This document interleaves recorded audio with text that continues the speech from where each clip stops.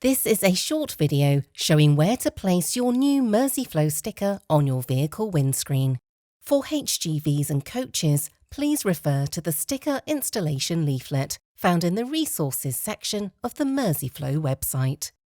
The ideal position to place your sticker, especially if your car has a heated metallic windscreen like this car does, is here, on the bottom far right at the edge of the windscreen, on the strip of glass that does not contain any heating elements.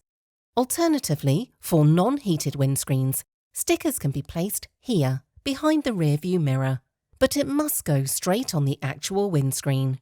If you have a black dotted area behind your rearview mirror, place the sticker within it. If there is black casing or sensors built in around the rearview mirror, please do not put the sticker on the casing. It must go on the actual windscreen.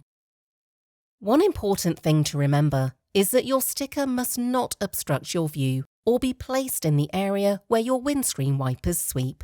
Before placing your Merseyflow sticker on your windscreen, take a clean, dry cloth and remove any blemishes from the area where you will be placing your sticker.